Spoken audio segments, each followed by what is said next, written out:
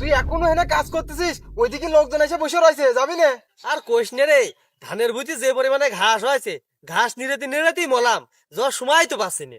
আরে ধান তো ভালোই হয়েছে, বেশি যত্ন করা লাগবে না নে। তে কয় বিঘা ধান লাগালে এই বছরে? বেশি না, মাত্র 3 বিঘে। আরো হয়তো, কিন্তু আমার বাপের একটু ভুলি জন্যি সব হাতছাড়া হয়ে গেল। কে রে, তোর বাপ কি সবকিছু বিছে কিনে খেয়ে ফেলেছে নাকি? আরে না, জমি বিক্রি করিনি। সে আমলে জমিদাররা এই মাঠে 200 টাকা বিঘে জমি বিক্রি করেছে। আমার বাপ বেশি কিনতে পারেনি, সামান্য কয়েক বিঘে জমি কিনেছে মাত্র। আরে ঠিক আছে, মন খারাপ করিস নে। তোর বাপ কিনতে পারিনি তাতে কি হয়েছে? তুই তো এখন ইনকাম করতেছিস, তুই কেনে? হুম, এখন মাঠে জমির দাম কত জানিস তুই? 10 লাখ টাকা বিঘে। আমার এক সওয়াল মানুষ করতে যে আমি হিমশিম খেয়ে যাচ্ছি, আর এত টাকা দিয়ে আমি মাঠে জমি কিনবো না? আচ্ছা বন্ধু, একটা কথা বল, তোর বাপের কয়টা সওয়াল? 5 ভাই আমরা। আর তোর কয়টা সওয়াল? আমার একটাই সওয়াল। আর তোর বাপ কি করতো?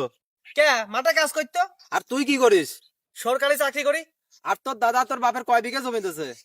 আমার দাদার কিছু ছিল না রে ভাই, যা করেছে আমার বাপ খাটিয়ে খুটিয়াই করেছে। তোদের মতো ছেলেদের না মুখে জুতো দিয়ে মারা দরকার। সরকারি চাকরি করিস, মাস গেলে 80-90 হাজার টাকা বেতন পাস, তারপরেও কই যে একটা ছল মানুষ করতে যায় হিমশিম খেয়ে যাচ্ছে। আর তোর বাপ সেই সময় সারাদিন 5 টাকায় জন্মেছে, তোদের 5 ভাই মানুষ করেছে, তোদের লেখাপড়া শিখেছে, তারপরেও মাঠে 15 বিঘা জমি লাগেছে, তোদের প্রত্যেক ভাইকে 3 বিঘা জমি ভাগ করে দিয়েছে। আর তোরা এখন সরকারি চাকরি করে 1 বিঘা জমি রাখতে হিমশিম খাচ্ছিস। তোর বাপের পা ধুয়ে পানি খাওয়া দরকার রে, আর তুই তোর বাপের বদনাম করতেছিস। সরকারি চাকরি করে যে 10 বছরে 1 বিঘা জমি কিনতে পারে না, সে আবার বাপের বদনাম করতেছে, হ্যাঁ?